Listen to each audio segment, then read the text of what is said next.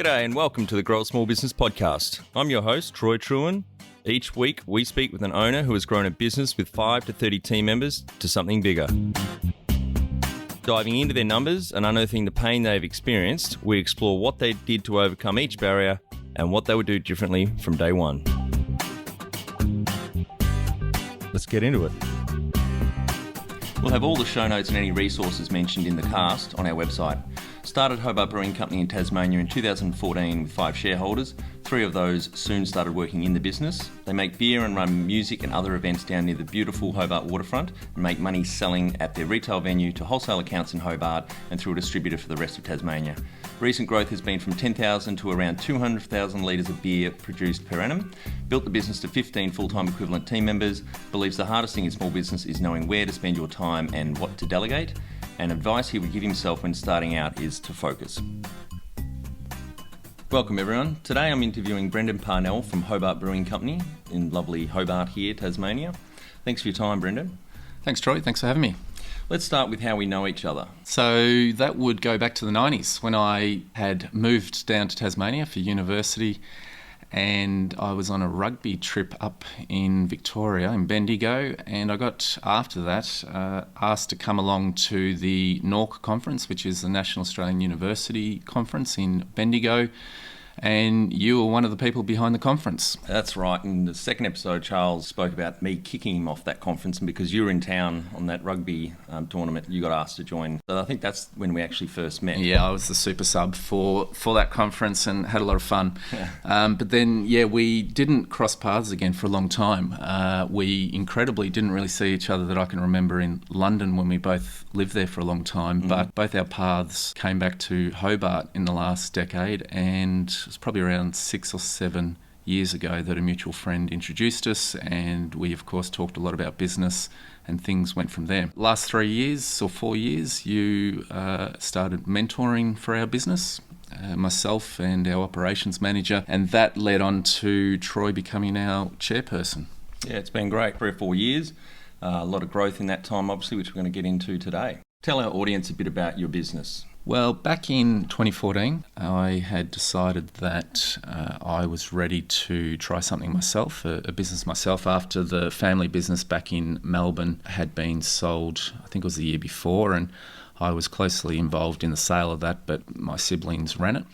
So I thought, well, now's the time to have a go at something. I wrote a business plan, started meeting people about breweries, came across my one of my closest business partners, brewer, and that led on to other partners coming on board. And by 2015, we kicked off with our wholesale contracting. By contracting, you mean you were paying another brewery to make the beer? That's right, yeah. So we were in a position where we were purchasing equipment from overseas so we could start our own brewery. We were negotiating a lease and getting all the plans in place for that. And by 2016, we opened the doors. That included a retail space down on just off Hobart's waterfront. Beautiful little spot. Yeah, that's Macquarie Point. So here in Hobart, there's massive redevelopment going on down there. The government, it's one of the last pristine pieces of land right on the water in any capital city in Australia.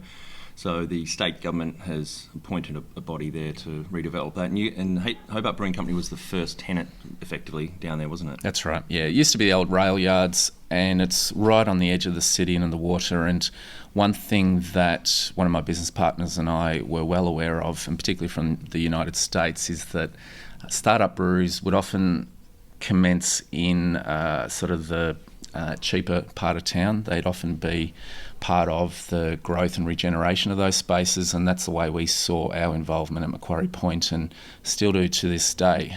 There are other tenants coming in now, and it's a long-term project down there, but we're pretty proud of the fact that we were down there first and have had a lot of people come and see the site and held a lot of events and so on. Yeah, it's going to be pretty exciting what they develop down there in that land over the next 10 or 20 years. It's, I think Hobart Brewing Company is well positioned to stay there. So maybe talk a little bit about how you sell your beer, what channels? Yeah, so it's a little bit complicated in that we just started off in wholesale, which was straightforward, sell to other venues and they just pay you wholesale for the beer. But then we opened up our retail space and that changes the shape of the business. And I think a lot of people would have heard of brew pubs, but we didn't want to be a brew pub. We wanted to be a production brewery. The retail aspect of it is very much about cash flow, but it's also great for your brand, great marketing, and that was also always core to the plan while we grew our wholesale and distribution aspects of it. Other things came into the business which, while were in my original plan, were not central to it, but have become important to us, and that's things like live music and events, which we have done a huge amount of in the last 4 years, and is a core part of being part of the local community, and also core to our numbers. Well, let's move on to that. Can you give the audience some indication so they can gauge, the stage of growth or the size of growth that you've had, particularly over the last 3 or 4 years? Yeah, so the first year when we were wholesaling, we weren't doing a lot, is that we were all working full time, and we may have done 10 to 15,000 litres of beer, which really is not much at all. Then once we opened our venue in that first year, we were doing at least 50,000 and potentially 60,000 litres. Much of that was going through our own venue. From there, then the growth increased pretty dramatically to today, where we're around that 200,000 litre mark. All of that's basically sold in Tasmania. A little bit we float across the Bass Strait to Melbourne.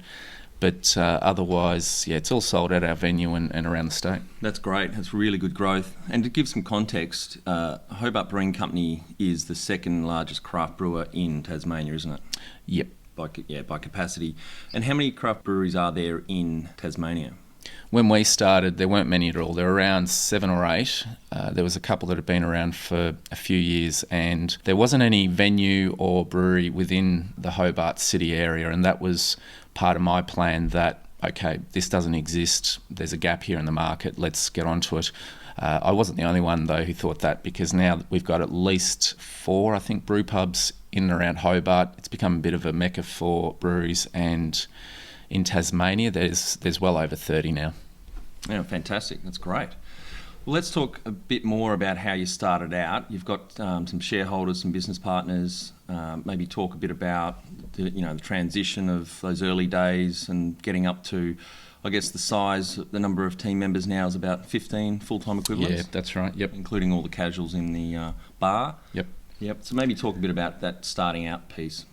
Yeah, well, that's challenging to know when to move across into the business yourself and other key team members, and that was something that I'm sure there'd be different opinions on whether we got that right or not, but that's done, and I think we overall did a pretty good job.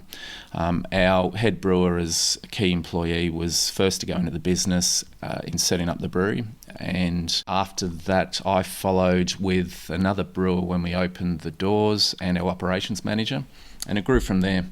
We also had early days we had another member come in who managed our live events, our live music, and that was something part of the business that we didn't anticipate being as big as it ended up being. I think that was a lot to do with the fact of being down at Macquarie Point, and we had a nice big shed and open space to be able to hold those events.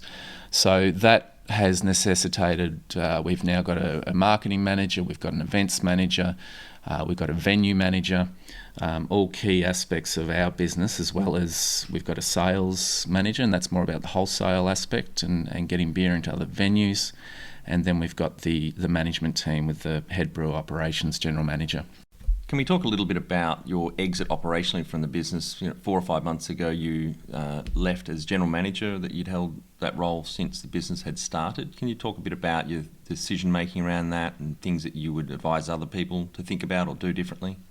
Yeah, sure. I think one thing I didn't want to regret in hindsight is having held on too long to my role in the business. I've certainly done that in many of my businesses early on. I should have got out and let someone else that had more skills get in there and take it to the next chapter. I agree with you there. Yeah, and it was partially about that, bringing someone else fresh in who has some skills that I didn't, who has some renewed energy and ready to take the business on for the next stage of its journey. So that's a big part of the decision making. Also, I mean, there's always, I think, with any exit of employment or in a business, there's also personal aspects, and very much I wanted to try and start getting those weekends back, and while the kids are young, and you know that fed into the decision as well.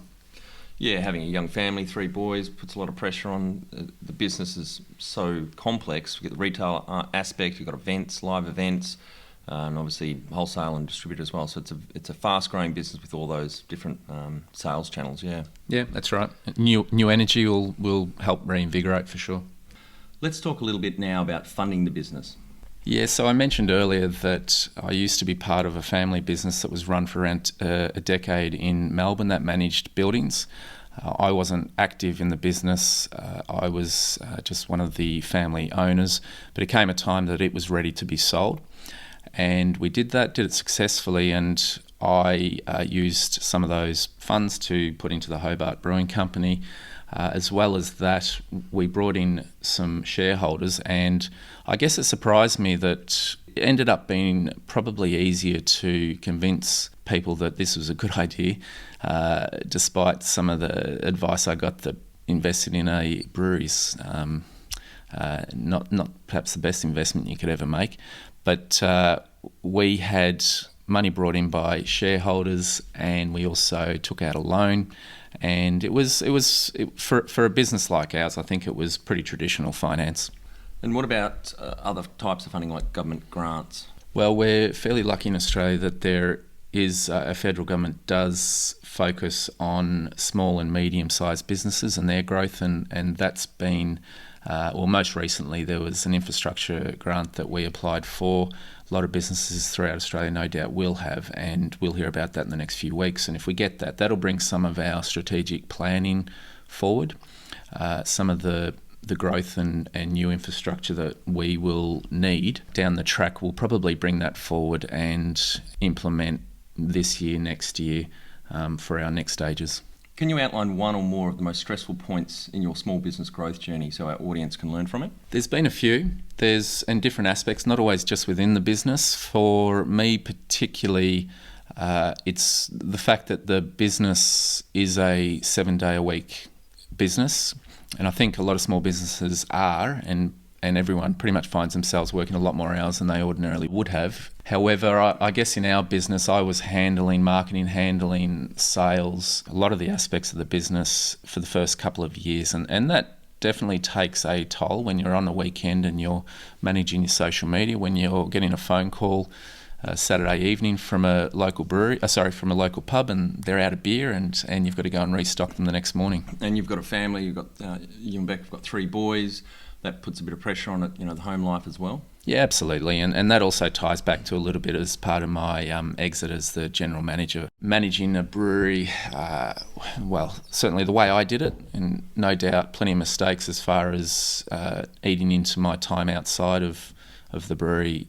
It does take its toll, and you need to manage that carefully. And while I got better at it and better at delegation, the point there is just managing your own time, and that's something that you've got to become good at early. I think you touched on a good point there. The business has so many different faces. You've got not just a tasting room, retail outlet, but you've got an event space, big outdoor area there where you have a lot of live music on, big events.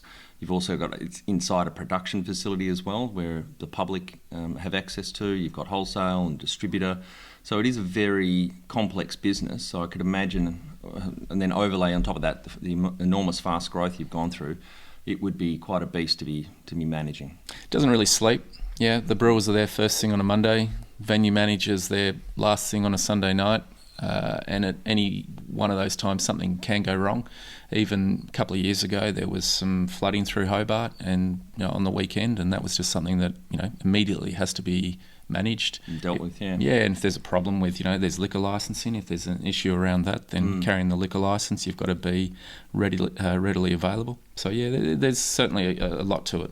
Yep. What areas in business do you feel you've had to work on the most to add the greatest value? I think for myself, coming from a legal background, I didn't have any marketing sales experience, and that was something I had to learn on the job, but also had to make sure that I was doing things outside to understand more about marketing. And a lot of that came into seeing what others did, listening to a lot of podcasts on brewing, becoming, as much as I could, a little bit of an expert around social media. But you soon learn that you've got limitations to what you can do around that. But that was the biggest challenge, and something that we had to exploit. We had to have a big online social media presence, particularly once we were running large events and functions and so on. So everyone knew that we were down there. The venue is slightly hidden out the back, so it's more of a destination, and we had to make sure that people knew about us. Yeah, and I think that's testament from the sales growth of the business that marketing has really worked. So your investment in that, I certainly didn't believe in marketing when I first started out in business. But one of my favourite quotes is Peter Drucker's, "There's only two things in business that add value: marketing and innovation. Everything else is a cost." So that's I've found that to be very true in the last decade. And what has been the biggest mindset shift for you in your small business growth journey? Probably realising that I wasn't able to do everything, and that there were other people who would either be able to do it better or would be able to give it the attention that it needed.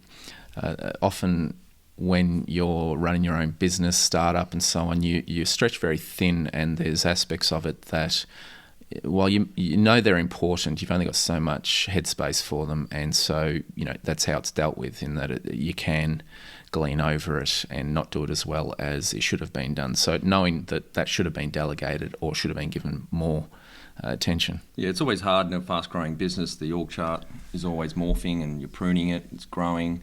And you've got to balance that obviously with cash flow and the profit and loss to make sure that the right time to bring a new role in or carve roles off to other people, etc. It's always a challenge, I've found.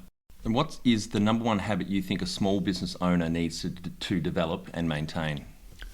Well, I think particularly for your audience, where we're talking about businesses from 5 employees up to 30, it's very much about staff interaction, HR, and ensuring that you are giving staff the time that they deserve. And you see, once you are, if you're doing that well, then they're doing their job well, and it takes a lot of that pressure off you that we were discussing before about trying to do everything yourself. I think it also, having regular communication with your staff, whether it's one-on-ones or a weekly team email, that also adds a lot of value in that the team members feel valued and engaged and empowered. Yeah, absolutely. And coming from my background as a lawyer, spending time interacting with other people wasn't something that was a big focus. It was about getting the problem in front of you and dealing with it yourself, and 6-minute units. So when someone on Monday morning would come in and be speaking to me in the early days about things that I perhaps didn't think were important in the moment in what I was doing, and I felt like I had a bigger priority at the time, I had times where I'd be less than, I'd be wanting to move on and get on with what I thought getting on with my day. But I soon learnt that, what people need to come and talk to you about as a leader, what they faced over the weekend, either at the bar or in an event and so on. And even if it's something that has been dealt with already by them, it's important to listen, to hear them, and understand that they often need to have a chat about these things. And the fact that they communicate the way that they do verbally and want to talk about it is probably also why they're good at that particular job. They like to talk, and they're good at it. So giving people the time they deserve is important. Yeah, I think that's a really great point. Be the change you want to see in your business. Become more productive and less stressed with our free Transform Your Performance online course. Once you see the benefits, put your entire team through the course at no cost. We start out by telling you the secret to guaranteed success, then over 100 lessons help you be more focused, present, productive, and feel more in control about work. growasmallbusiness.com. How much professional development did you invest in yourself? Early days, I was doing a lot with perhaps not even realising it, and just thinking about this question. There has been a lot that I've done that you kind of just do without even thinking that it's professional development. It's just something that you sort of do. So in this business, I decided early on that I wanted to understand as much as I could about brewing. I'm not a brewer, and that's not my job in the business. But when there was a problem, or when I needed to sell some beer or speak to people or take a tour, I wanted to know what I was talking about. And so I had the pilot brewery up in my garage, and we do the early days, the pilot brewing up there. By the way, not recommended. And what's the capacity like? What give the audience the pilot brewery, 150 litres a brew. So that now lives down at the brewery and is still used fairly regularly by the brewers, either for a pilot batch or for a couple of kegs to be sold across the bar of some pretty interesting types of beers. So it's quite experimental. So yeah, that was quite fun, and watched a lot of YouTube videos on how to brew. While you were cooking, yeah? Oh, yeah, while I was cooking. And I just made sure that when the brewers would tell me if there was an issue or what a particular beer was doing, I wanted to understand it. So that was something that I did early on. As the business developed, I realised that there were holes in my knowledge around marketing and financials and HR. So I tried to plug some of the gaps there. There'd be also tourism aspects in Tasmania, making sure that I understood what was going on. Our business depended heavily on the 1.3 odd million people that come to Tasmania at the moment each year. So I want to know who they were and what they were doing and so on. And part of that professional development as well entailed going to conferences, whether it was tourism or brewing conferences around Australia and New Zealand. That's right. Yeah. So went to New Zealand last year. That was terrific. And there's a annual major conference in Australia for brewing, which I've been a few times, and now we try and get our brewers along to that. And how did you extract value from those conferences? Was it just listening to the speakers? I think you probably learn more outside of the actual conference rooms, talking to your peers, talking to the other brewers. Over a beer. Yeah. It's occupational hazard, and often at those conferences the kegs would kick off around midday. So you had to be wary of that. But it's also where you could get a lot of good value from listening to people who have been in it for a lot longer than yourself. Yeah, I've always found that when I've gone to events, I've been surprised how, especially in the distilling industry, it's very collaborative and community orientated here in Tasmania and Australia, and just how much people are willing to share. But even just business conferences in general, other entrepreneurs and business owners, what they're prepared to share. And so you found that in the brewing space as well. The other breweries, they're not like out there to kill their competitors. A lot of the craft brewers are very collaborative and helpful. Yeah, we are renowned for it. We pride ourselves on it. We certainly are competitors and do have our moments with other breweries, but generally it's the relationships are excellent, and we do you see, even there's an example right now in Australia, there's a resilience beer coming out, and the resilience was first coined in the United States with the Californian fires, and I think it was Sierra Nevada, perhaps, don't quote me on that, who developed that idea with breweries all across the states brewing a beer to raise funds for the people involved in those fires. And in Australia there's a similar thing happening at the moment, and our brewery is involved in that, and it's extremely collaborative.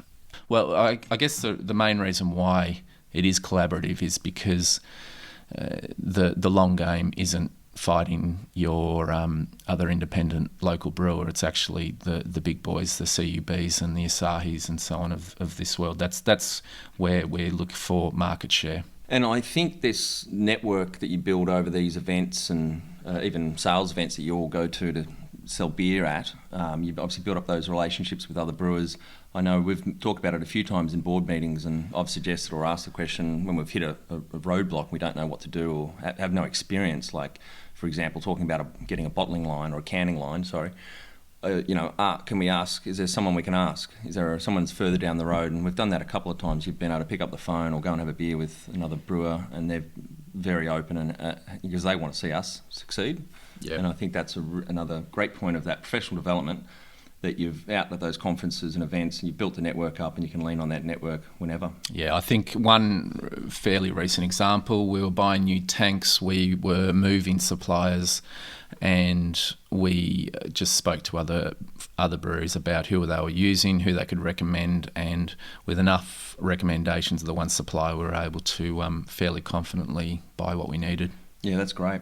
And just to close out the professional development, how many hours a week would you say on average in the last year or so of your role as general manager were you investing in professional development? Yeah, difficult to say, but at least 3 hours, probably 5. I guess you're often reading news articles about what's going on elsewhere, or the Brewers magazine from the States we subscribe to, and all of that I think is important and counts. I think even reading the business section out of the Saturday newspaper, you need to know what's going on around you in the economy. You need to have an understanding of what's happening other than just the spreadsheet on your own business in front of you. And I think I see all of that as professional development, and that's probably what I do mostly. We did a lot of mentoring, of course, and that was also a big part of it. Yeah, let's maybe talk about that. Any mentors or coaches you had along the way? Tell us a bit about that. What prompted you to get them?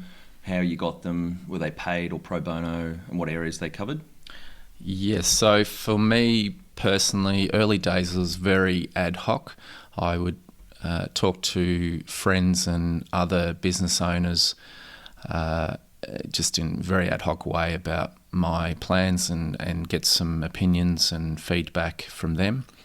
There's a mutual friend of ours who I spoke to a lot early days, and Greg. Yep. So involved in golf courses and distilleries and so on, and there were some real nuggets there which are still present in the business today.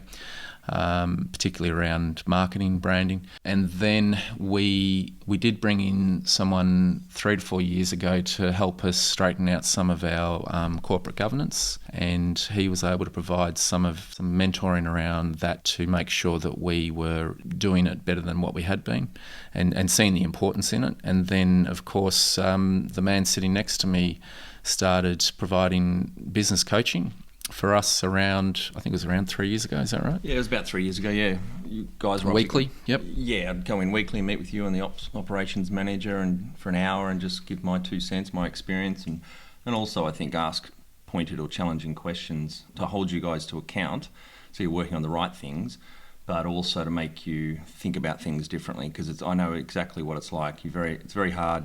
You're down in the weeds. You can't see the forest for the trees because you're standing in the middle of it.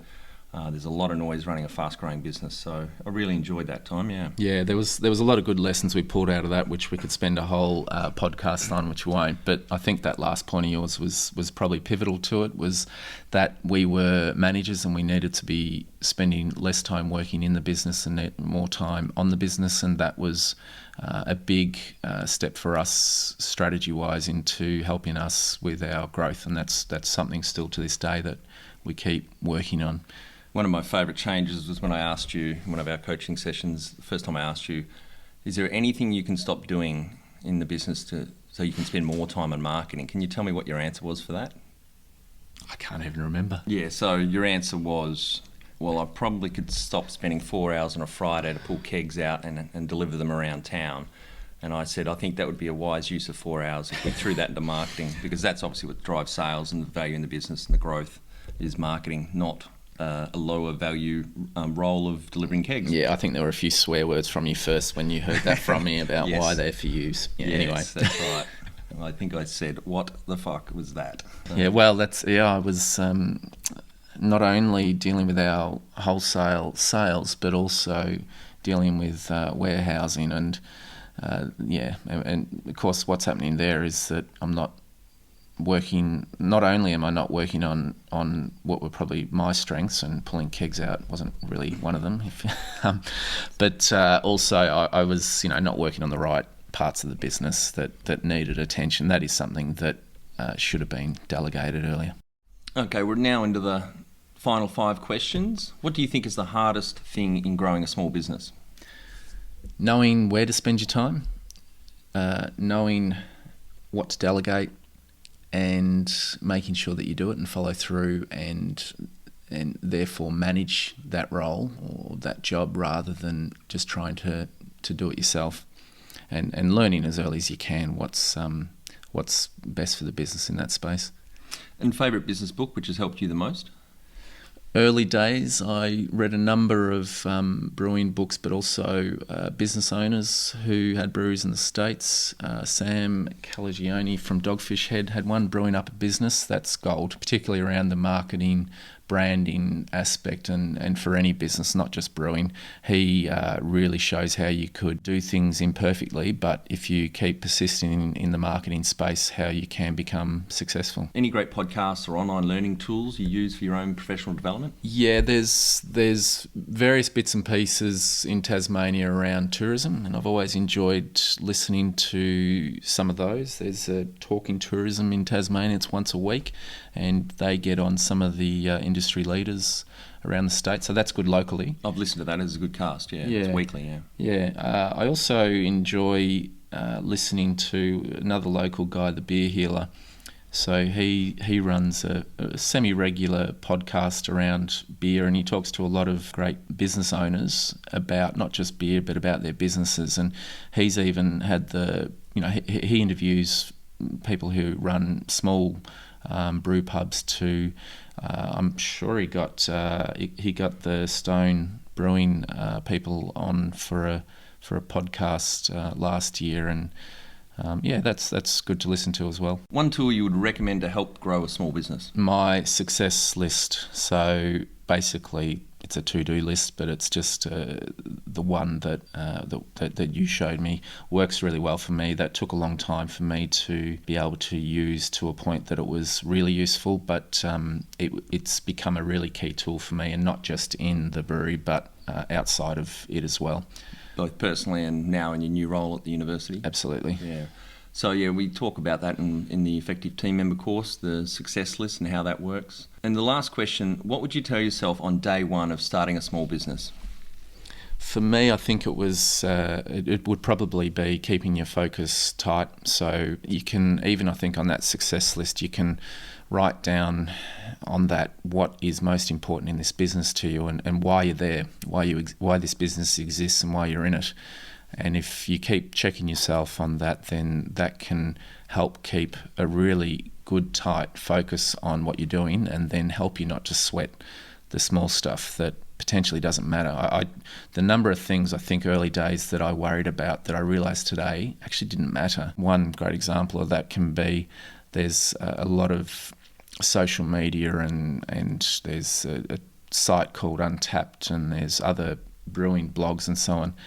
And you really can lose sleep over what other people say about your business or your beers. And you know what? That's not where your growth comes from. That's just the small stuff that you don't need to worry about.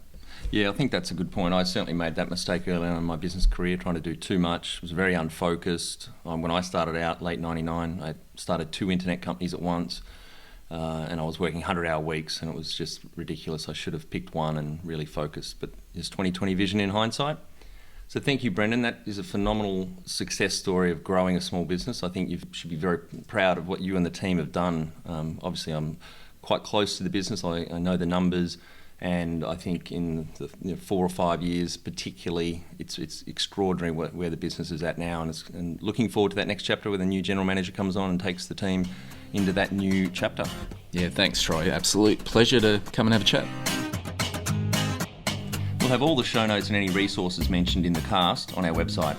Started Hobart Brewing Company in Tasmania in 2014 with 5 shareholders.